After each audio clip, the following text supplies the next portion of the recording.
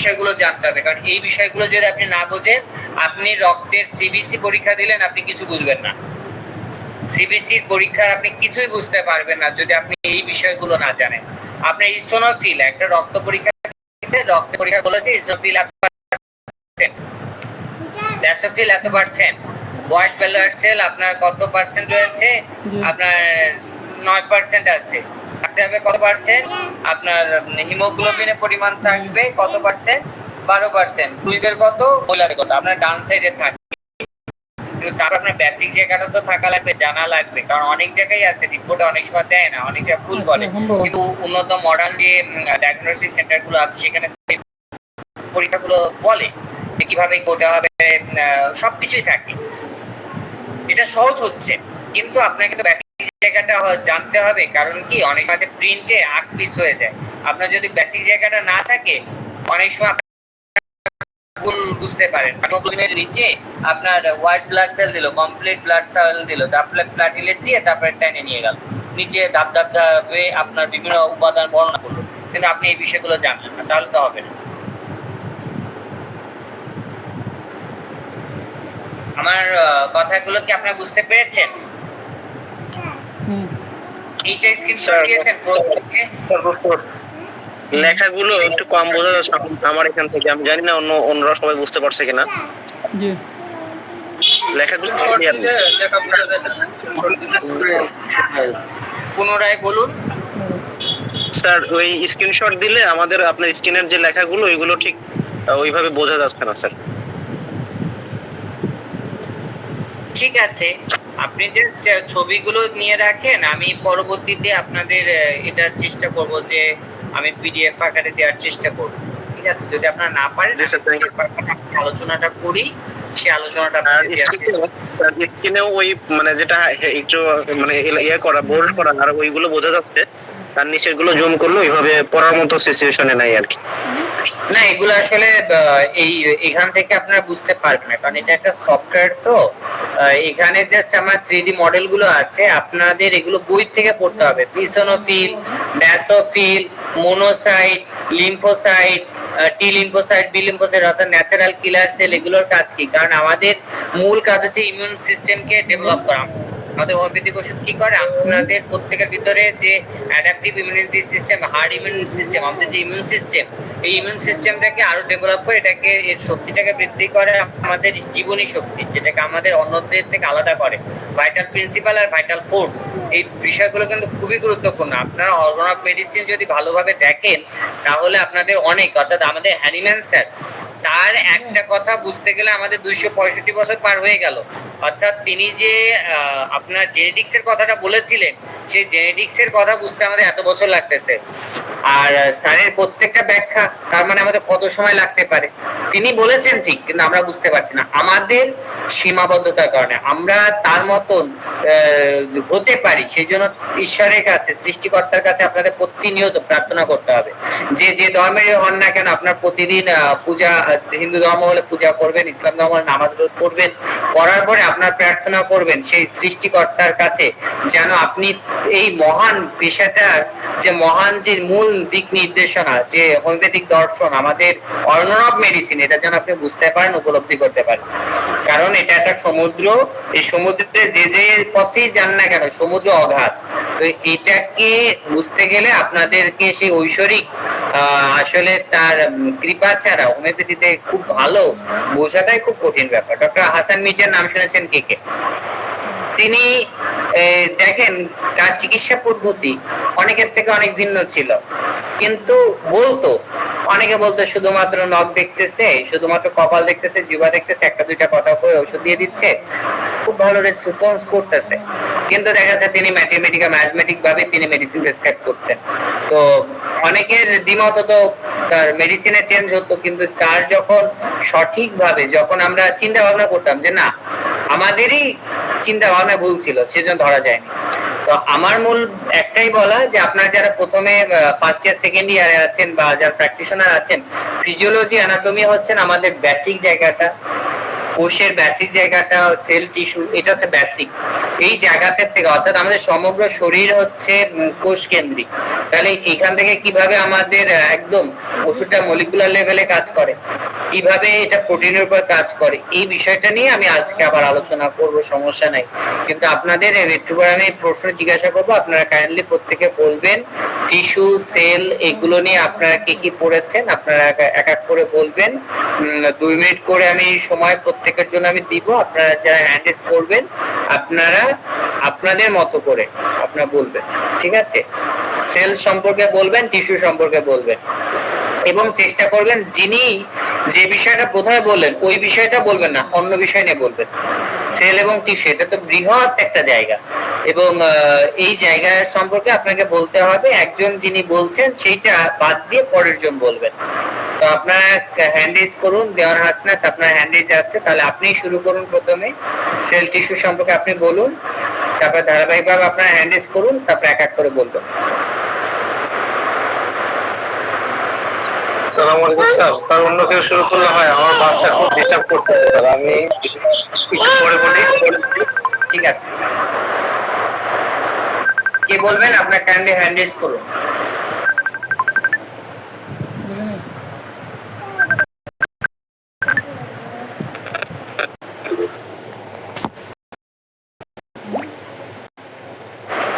আপনারা অনেকেই আছেন, কিন্তু সকলকে না, আপনারা যারা হ্যান্ড রেজ করবেন তাদের মধ্যে কিছু ব্যক্তির নাম বলবো, তারা আপনারা বলবেন। তো সকলের তো আসলে বলতে গেলে অনেক সময় লেগে যাবে। আমি আপনাদেরকে বলবো, আপনারা যারা হ্যান্ড রেজ করছেন, হ্যাঁ,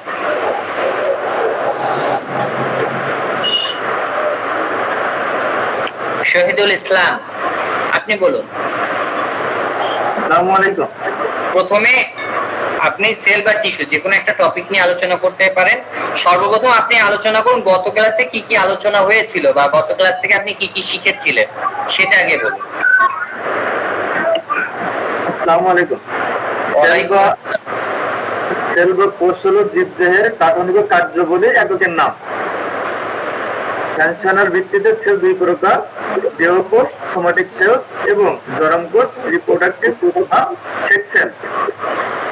টিস্যু বা কলা একই গঠন আকৃতির কতগুলো সেল যখন একত্রিত হয়ে একই ধরনের কার্য সম্পাদন করে তখন এই ধরনের একই সেলগুলোকে একত্রে টিস্যু বলে। টিস্যু চার প্রকার: ইপিথেলিয়াল টিস্যু,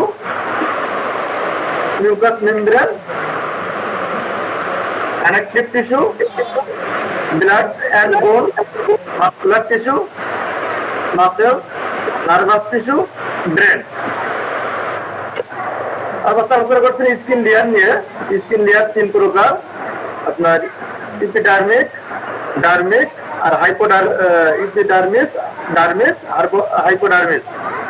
ইপিডার্মিসে বলছিলাম সুরা, আর ডার্মিসের ভিতরে বলছিলাম স্যার যে লাল এবং নীল যে দুটো আমাদের ইয়ে আছে, আর্টারি এবং ভেন। আর্টারি হলো ধমনী, আর নীল যেটা ভেন হলো শিরা। আর হাইপোডার্মিস হলো নিচের অংশটা। কানেকটিভ টিস্যু যেটা আপনার স্কেলেটাল টিস্যু,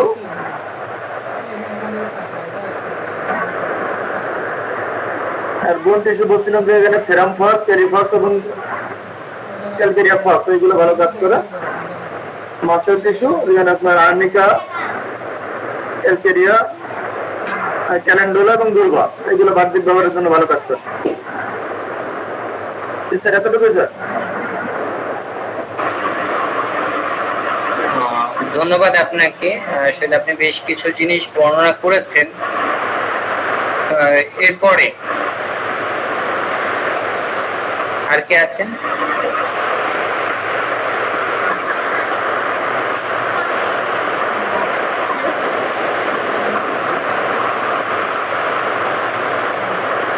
হ্যান্ড রেজ করেছিলেন, আবার আপনারা সবাই তো হ্যান্ড রেজ বন্ধ করে দিয়েছেন, এই জন্য আসলে বোঝা যাচ্ছে না।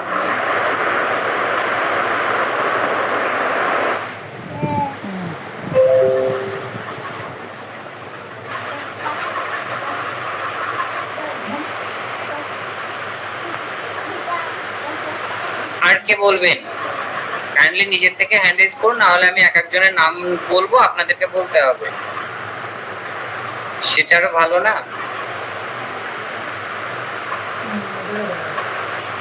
ঠিক আছে, ছেলেদের মধ্যে থেকে তো একজন বলুন, এবার মেয়েদের মধ্যে থেকে বলুন। হুমায়রা জান্নাত, আপনি বলুন।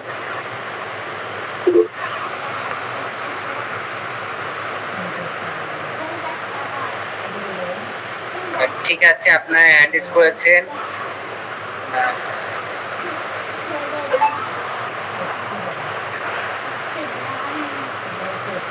কাইন্ডলি একজন বলুন।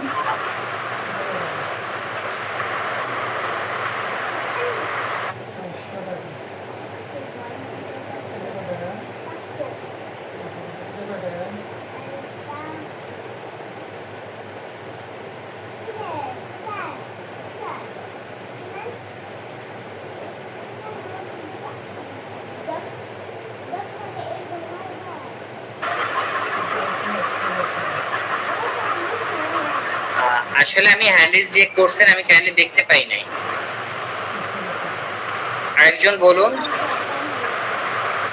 এখানে স্টুডেন্ট হিসেবে কয়জন আছেন? যারা যারা স্টুডেন্ট হিসেবে আছেন আপনাদের প্রত্যেককেই পড়তে হবে, এবং আপনারা যদি ভালো ডাক্তার হতে চান, এখানে মূল আমার বক্তব্য হচ্ছে যারা ভালো ডাক্তার হতে চান এবং নিজেকে সেইভাবে দেখতে চান যে আগামীতে আপনি দেশ এবং দেশের বাইরে আপনি রুগী দেখবেন, তো তাদের জন্য পড়া দেওয়া বাধ্যতামূলক, তাদেরকে পড়তে হবে বাধ্যতামূলক। আর যারা মনে করেন যে না আমরা জাস্ট দেখবো, আমরা ভালো ডাক্তার না হলেও চলবে, তো তারা উত্তর দিতেও পারেন, নাও দিতে পারেন, তো তাদের জন্য আমি মনে করি গুরুত্বটা অতটা নাই। কিন্তু যারা মনে করেন যে না আমি ভালো একজন ডাক্তার হবো, চিকিৎসক হবো, এবং আমার এলাকায় আমার একটা সুনাম থাকবে, প্রত্যেকে আমাকে চিনবে, এবং আপনি এমবিবিএস ডক্টরদেরকে দেখবেন, এলাকার যারা আপনার মডার্ন মেডিসিন প্র্যাকটিস করে তারা আপনার কাছে আসবে, তাহলে আপনাকে এই ফিজিওলজি অ্যানাটমির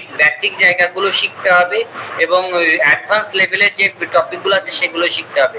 অ্যাডভান্স টপিকগুলো শেখার জন্য আমি আবারও বলবো ডেভিডসন এবং হ্যারিসন, অর্থাৎ ডেভিডসনের 24th এডিশন রয়েছে আপনার মার্কেটে, আপনারা কাইন্ডলি ওটা কিনবেন, ওটা কেনার পর আপনারা পড়বেন। এটা কিন্তু এফসিপিএস কারিকুলাম, অর্থাৎ এমবিবিএস ডক্টররা ওটা পড়ার পরে ওরা এফসিপিএস যখন করে তখন কিন্তু ডেভিডসনের উপরে পরীক্ষা হয়, ডেভিডসন থেকে অনেক প্রশ্ন আসে, তো ওই বিষয়টা যখন আপনি জানবেন, তারপরে আপনার ইন্টারন্যাশনাল যে জার্নালগুলো, অর্থাৎ ডেভিডসনের অনেক বই কিন্তু আপনার এলিসবারে পাবলিশড হয়েছে, মানে পাবলিশার যে পাবলিশার থেকে এই বইটা পাবলিশ করছে, ওয়ার্ল্ড র্যাঙ্কিং নাম্বার 1 পজিশনে আছে পাবলিশার, তো সেই পাবলিশার থেকে যেহেতু একটা বুক পাবলিশড হয়েছে ইন্টারন্যাশনালি, আপনার এর অনেক গুরুত্ব রয়েছে। ডেভিডসন কিন্তু আন্তর্জাতিকভাবে একটা স্বনামধন্য আপনার মেডিকেলের বই, বেসিক বই, যেটাকে সব দেশে গুরুত্ব দেয়। এক্সকিউজ মি স্যার, এই ডেভিডসনের বইটা কি স্যার মেডিসিনের উপরে, যে প্রিন্সিপাল অফ মেডিসিন, এটা? এই আসলে ডেভিডসনে আপনার তো এডিশন গুলো আছে, আপনার লেটেস্ট এডিশনটা জানতে হবে। মেডিসিন বলেন, ডেভিডসনের অনেক কয়টা ক্যাটেগরি আছে, আপনি 24th এডিশন লেটেস্ট এডিশনটা আনবেন, আপনি পড়বেন। ব্যাপারটা হচ্ছে যারা মনে করেন, এটা কাদের জন্য, যারা মনে করে যে আমি এমবিবিএস ডক্টরদের সাথে ডিবেটে যাব, আগামীতে 5 বছর তারাও পড়তেছে আমিও পড়বো, আমি আজকে যে অবস্থায় আছি আমি এই অবস্থায় থাকবো না, 5 বছর নিজেকে এমন ভাবে পরিবর্তন করব যে পরিবর্তনের পরে একজন এফসিপিএস ডক্টর আপনাকে প্রশ্ন করবে, আপনি তার উত্তর দিবেন অবলীলায়, সে মাথা নত করতে বাধ্য হবে, কারণ তার যে জায়গাগুলো আছে সে জায়গাগুলো আপনি জানেন, কিন্তু আপনি যে জায়গাগুলো জানেন সে সেই জায়গাগুলো জানে না, কারণ আমরা অন্যান্য প্যাথিতে যা আছে তা আপনাকে জানতে হচ্ছে, কিন্তু আপনার কাছে যা আছে তাহলে সেটা জানবে না, যার কারণে আপনি নিজেকে। স্যার একটা বই আছে মেডিসিনের উপরে প্লাস প্রিন্সিপাল অফ মেডিসিন, আর ওইটার মধ্যে ওই ফার্মাকোলজি প্লাস মেডিসিনটা কিভাবে কাজ করে ওই ধরনের একটা বই আছে আর কি, প্রিন্সিপাল অফ ডেভিডসন মেডিসিন। আমি না গ্রুপে আপনার ছবিটা পোস্ট করে দিব, ডেভিডসনের কোনটা আসলে মানুষ এখন পড়ছে। এটা কাদের জন্য বারবার করে বলছি, যারা মনে করেন আগামীতে এমবিবিএস ডক্টর বা এফসিপিএস ডক্টরের সাথে একই জায়গায় আপনারা বসে চিকিৎসা করবেন, এরকম যাদের স্বপ্ন রয়েছে তাদের জন্য। স্যার নিশ্চয়ই স্যার, আমি একটু আপনার অবগতির জন্য জানাচ্ছি যে আপনার মাঝখান থেকে আমি একটু আসলে নাসির স্যার ফোন দেওয়ার কারণে একটু বের হয়ে গিয়েছিলাম, আপনি কোন বিষয়ে কথা বলছেন জানি না। এখানে এখানে আসলে ওই সবারই স্কিল ডেভেলপমেন্টের জন্য আসছে, এই ব্যাচে আসলে কেউই দেখার জন্য আসেন। তো আপনার আমি আপনাকে শুধু একটা বিষয় রিকোয়েস্ট করবো, আপনি শুধু টপিক গুলো জানিয়ে দিবেন, অর্থাৎ আমাদের আগামী আপনার যে ক্লাস হবে কোন টপিকের উপর প্রশ্ন করা হবে সেই টপিক গুলো যদি জানিয়ে দেন আমরা ইনশাল্লাহ প্রস্তুতি নিয়ে আসতে পারবো। আর বিষয় হচ্ছে এখানে আপনি যে বলছেন যে যারা যারা আসলে ভবিষ্যতে দেখা হবে, এখানে কিন্তু আমাদের নাসির স্যার যখন ক্লাস নেয় নাম ধরে ধরে জিজ্ঞাসা করেন মানে সবাইকেই, কারণ এটা স্কিল ডেভেলপমেন্টের ক্লাস, এটা কিন্তু উন্মুক্ত ক্লাস না। তো এখানে আপনি যে কাউকে যে কোনো প্রশ্ন করতে পারবেন, কাউকে বাদ বিচার করার কোনো সুযোগ নেই এখানে। আর আপনি কাইন্ডলি আমাদের ঠিক টপিক আগে থেকে জানিয়ে দিবেন। জি স্যার।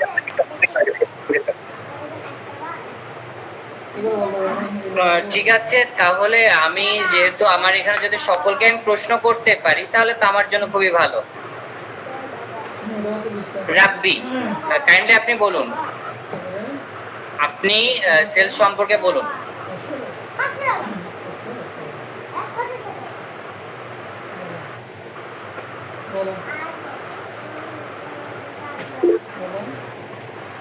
আপনারা রেসপন্স করবেন, কার নাম ধরে ডাকবে আর স্যার নাম ধরে ডাকবে আপনারা চুপ করে থাকবেন, এটা কিন্তু এক ধরনের বেয়াদবি।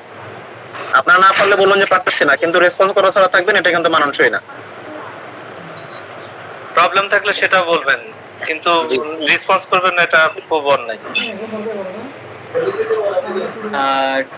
ঠিক আছে, আপনি বিতুল, আপনি একটু মোল্লা মামুন স্যার, আপনি বলি, আপনি যিনি একটু কথা বললেন। হ্যালো, জি স্যার, শুনতে পাচ্ছি স্যার। আপনি কয়েকজনের কাছে একটু জিজ্ঞাসা করুন, আমার এখানে একটা পেশেন্ট আসছে, আমি তার সাথে 2 মিনিট কথা বলতেছি। আপনি একটু জিজ্ঞাসা করুন, এক একজনের নাম ধরে আপনি সেল এবং টিস্যু সম্পর্কে একটু প্রশ্ন করুন, জিজ্ঞাসা করুন। যে আমাদের চিরঞ্জীব স্যার আছেন, স্যার কন্টিনিউ করুন কিছু সময়। চিরঞ্জীব স্যার।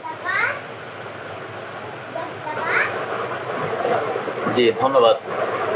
জি স্যার।